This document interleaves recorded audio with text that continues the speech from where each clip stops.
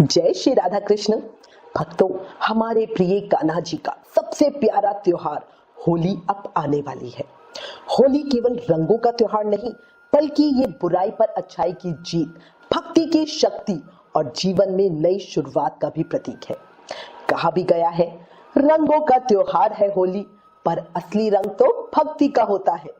जिसके जीवन में कान्हा बसते हैं, वो जीवन हमेशा आनंद से भरा होता है।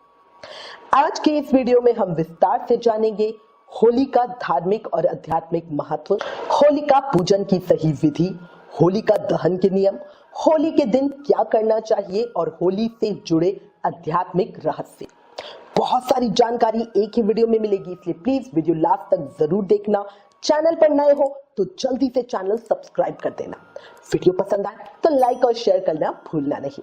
अब चर्चा शुरू करते हैं। भक्तों, होली हिंदू धर्म का एक बहुत बड़ा और पवित्र त्योहार है। ये बुराई पर अच्छाई की जीत का प्रतीक है। हिंदू धर्म में दो सबसे बड़े त्योहार माने जाते हैं, दिवाली और होली। होली 2 दिनों का त्योहार है। पहले दिन होलिका पूजन और होलिका दहन होता है, जिसे छोटी होली कहा जाता है। अगले दिन रंगों की होली खेली जाती है, जिसे धुलंडी या बड़ी होली कहा जाता है। इसका संबंध भक्त प्रहलाद और भगवान विष्णु से जुड़ा हुआ है। जब होलिका ने प्रहलाद जी को जलाने की कोशिश की, तब भगवान विष्णु ने अपने भक्त की रक्षा की और होलिका जल के भस्म हो गए। ये घटना हमें सिखाती है, सच्ची भक्ति के सामने सबसे बड़ी शक्ति भी हार जाती है। होली की पूजा रंगों वाली होली के पहले दिन की जाती है। इसे करने में पूरी सावधानी रखनी चाहिए। होली का पूजन विशेष रूप से माताओं द्वारा अपने बच्चों की रक्षा और सुख समृद्धि के लिए किया जाता है। ऐसी मान्यता है कि जो महिलाएं इस व्रत और पूजा को पूरी श्रद्धा और विधि से करती हैं, उनके बच्चों को जीवन में किसी प्रकार की बड़ी परेशानी का सामना नहीं करना पड़ता। ये पूजा भगवान विष्णु से अपने परिवार की रक्षा की प्रार्थना के लिए की जाती है। होलिका पूजन या छोटी होली पर महिलाएं पूजा करने तक का व्रत रखती हैं। पूजा करने से पहले कुछ भी खाना पीना नहीं चाहिए। यदि आपके पुत्र को कोई परेशानी है, तो आपके इस व्रत को करने से उसकी परेशानियां दूर हो जाएगी। होलिका दहन के लिए हर चौराहे और गली मोहल्लों में गुलरी, कुंडों और लकड़ियों से होलिका सजाई जाती है, जिसकी पूजा करी जाती है। रात को उसका दहन होता है। फागुन पूर्णिमा को होली की पूजा की जाती है। छोटी होली के दिन सुबह पहले हनुमान जी और पितरों की धोक लगाएं, उनके नाम के कपड़े निकालें, हनुमान जी के लिए चूरमे का भोग बनाएं। होली पूजन दिन ढलने से पहले किया जाता है, पर इस साल ग्रहण होने से पूजन सूतक लगने से पहले यानी सुबह के समय की जाएगी। होलिका पूजन से पहले स्नान करके साफ और शुद्ध वस्त्र पहने। अगर होलिका का पूजन जोड़े से यानी पति पत्नी मिलकर कर रहे हैं तो ज्यादा फल मिलता है। अगर ये संभव ना हो तो महिलाएं तो पूजा करने जरूर जाएं। सुहागन स्त्रियां पूरा तैयार होकर साज श्रृंगार के साथ पूजा करने जाएं। जहां पीलिया पहना जाता है, वहां पीलिया पहनकर ही पूजा करनी चाहिए। इससे हमारा सौभाग्य बढ़ता है। याद रखना, जब आप पूरे साज श्रृंगार के साथ तैयार हो रहे हो तो अपने बालों को खुला ना रखें, क्योंकि कई लेडीज क्या करती है, फैशन में बालों को खुला रखती है। बिल्कुल मत करना। बालों को बांधना और सर के ऊपर पल्ला करना। अब पूजा की थाली में क्या रखें?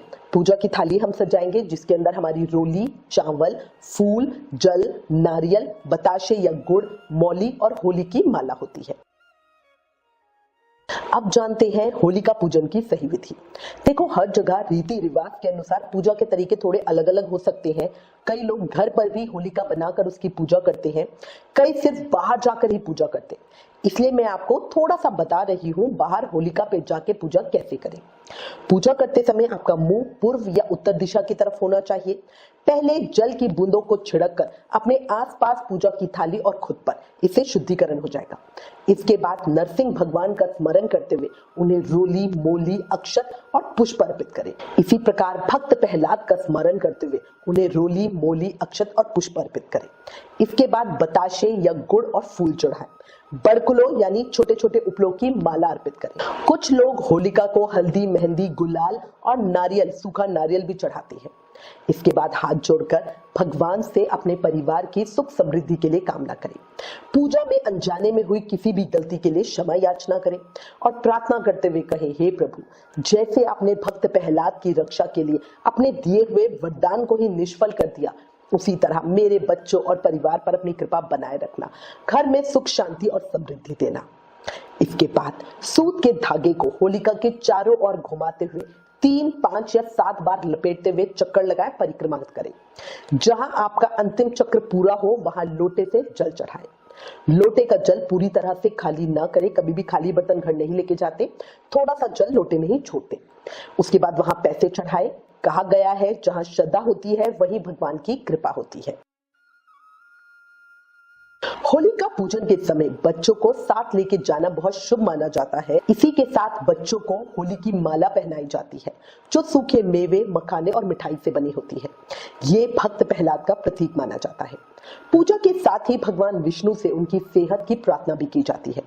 होलिका की पूजा करने के बाद बच्चों को तिलक करें, अपने बिंदी लगाएं। होलिका पूजन करने के बाद घर लौटते समय घर में अंदर घुसने से पहले मेन गेट पर लोटे के जल को थोड़ा थोड़ा दोनों तरफ चढ़ाएं। अगर आपका ये गेट है तो उसके दोनों तरफ थोड़ा थोड़ा जल चढ़ाएं। फिर रोली से दोनों तरफ सतिये बनाएं, फिर घर में प्रवेश करें। कभी भी डायरेक्ट प्रवेश नहीं करना चाहिए। कई जगह शाम को पक्की रसोई बनाकर देवताओं के नाम की थाली निकाली जाती है, ब्राह्मण को जिमाया जाता है। तो पूरी तरह आपके घर के कस्टम पे है। रात को शुभ मुहूर्त में होलिका दहन किया जाता है। रात के समय जब होलिका दहन हो तब घर के आदमियों को वहां जरूर जाना चाहिए। होलिका दहन के समय रोली और चावल अर्पित करें, 7 बार परिक्रमा करें, गेहूं और जौ की बाली अग्नि में भूलें। ये समृद्धि का प्रतीक है। होलिका की परिक्रमा करते हुए नारियल, गेहूं की बाली तथा गन्ने को भूनकर उसका प्रसाद सभी को वितरित किया जाता है। भुने हुए गेहूं के दाने एक दूसरे को देकर होली मुबारक कहा जाता है और बड़ों का आशीर्वाद लिया जाता है। भारतीय संस्कृति में होलिका दहन को ही होली की पूजा माना जाता है, जो एक रस्म होती है। होलिका दहन शुभ मुहूर्त में किया जाना अच्छा होता है। होली पूजा से हर तरह के डर पर विजय प्राप्त होती है। इस पूजन से परिवार में सुख, शांति और समृद्धि प्राप्त होती है। माँ पुत्र को बुरी शक्तियों से बचाने और मंगल कामना के लिए ये पूजा करती है। अब कई जगह लोग हमसे प्रश्न करते हैं कि होली का जो व्रत रखा जाता है वो कब खोला जाता है। तो देखो, व्रत को कई महिलाएं शाम के समय होली की पूजा करने के बाद खोल लेती हैं और कई जगह होली का दहन के बाद व्रत खोला जाता है। व्रत खोलने पर ईश्वर का ध्यान करके सुख समृद्धि की कामना जरूर करें। हम पर्सनली अपने घर में होलिका पूजन के बाद व्रत खोल लेते हैं। रात को होलिका दहन पर सिर्फ परिवार के आदमी जाते हैं। होलिका दहन में पंडित जी पुरुषों के माथे पे तिलक लगाते हैं। होलिका जलने पर रोली चावल चढ़ाकर अर्घ देकर 7 परिक्रमा करनी चाहिए। इसके बाद साथ लाए गेहूं या जौ और गन्ने को अग्नि में भून ले। होली की अग्नि थोड़ी सी अपने साथ घर लेकर आए। अग्नि घर ले जाने और गन्ने भूनने का काम बहुत सावधानी से करना चाहिए। होली की अग्नि से अपने घर में धूप दिखाएं। ऐसा करने से घर की नेगेटिव एनर्जी खत्म हो जाती है और घर में सुख शांति का वातावरण होता है। जो गेहूं की बाली या छोले की बाली को आप सेक कर घर लाते हैं, सबसे पहले इन्हें कान्हा जी को दिया जाता है। फिर सब एक दूसरे को गेहूं के दाने देकर होली मुबारक करते हैं और बड़ों का आशीर्वाद लेते हैं।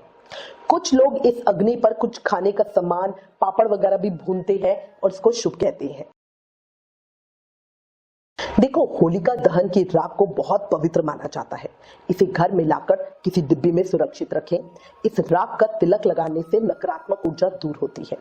कहा जाता है होलिका की भस्म में वो शक्ति होती है जो जीवन की बाधाओं को समाप्त कर देती है। होलिका दहन समाप्त हो जाने के बाद वहां की राख या भस्म को थोड़ा सा घर में लाकर डिब्बी या पैकेट में बंद करके पूजा घर या किसी भी शुद्ध जगह पे रख ले। ये सिद्ध भस्म होती है।